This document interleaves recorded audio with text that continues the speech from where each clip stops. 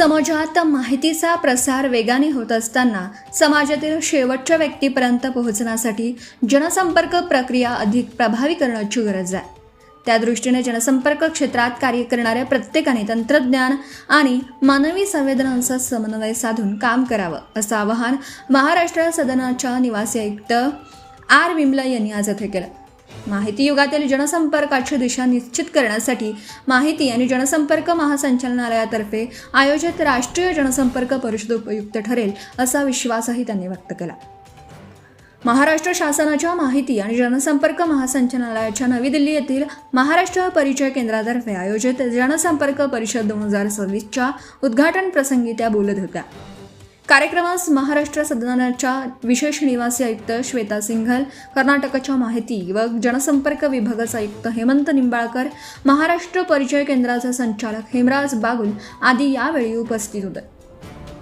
माहिती प्रसार क्षेत्रातील अधिकाऱ्यांना एका व्यासपीठावर आणण्याचा महाराष्ट्र परिचय केंद्राचा हा प्रयत्न स्तुत्य असून माणसाला माणसाशी जोडण्याचा हा प्रयत्न असल्याचं नमूद करून श्रीमती आर विमला म्हणाल्या, केंद्र आणि राज्य शासनाच्या माध्यमातून राबवण्यात येणाऱ्या विविध योजना जनसामान्यांपर्यंत पोहोचवण्यासाठी अधिक प्रभावी प्रयत्न करण्याची आवश्यकता आहे। माहिती क्षेत्रातील एक अधिकारी प्रशासनाच्या महत्त्वाचा कणा असतो।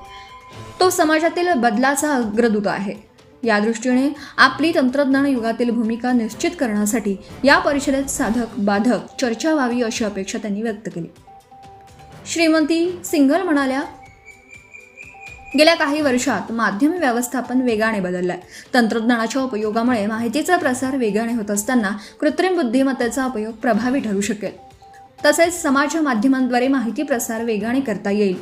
भविष्यातील नव्या तंत्रज्ञानाला सामोरे जाताना या ज्ञानाचा प्रसार आणि उपयोग महत्त्वाचा आहे। त्या दृष्टीने एक संवाद शृंखला तयार करण्यासाठी 2 दिवसाची ही कार्यशाळा उपयुक्त ठरेल आणि एकमेकांशी संवाद साधून माहितीच्या देवाणघेवाणीची मोठी शृंखला यातून निर्माण होईल असा विश्वास त्यांनी व्यक्त केला। तंत्रज्ञान आणि कृत्रिम बुद्धिमत्तेच्या क्षेत्रात वेगाने बदल होत असताना वस्तुनिष्ठ माहितीचं व्यवस्थापन ही आजची महत्त्वाची गरज आहे। फेक न्यूज वेळेवर ट्रॅक करून जनतेला त्यातील खोटेपणा त्याच वेळी सांगणं हे आजचं आव्हान आहे असं श्री निंबाळकर म्हणाले।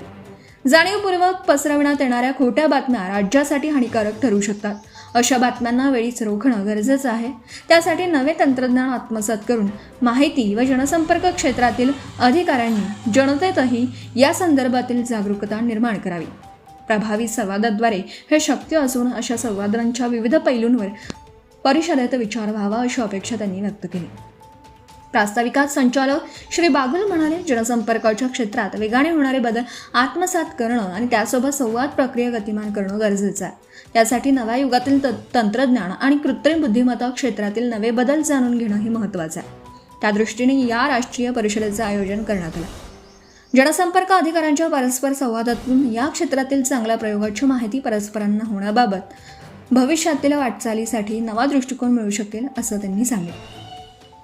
2 दिवस चालणाऱ्या या परिषदेत देशातील 25 राज्यांच्या माहिती व जनसंपर्क विभागातील वरिष्ठ अधिकारी सहभागी झाले। Subscribe now and press the bell icon. Never miss an update.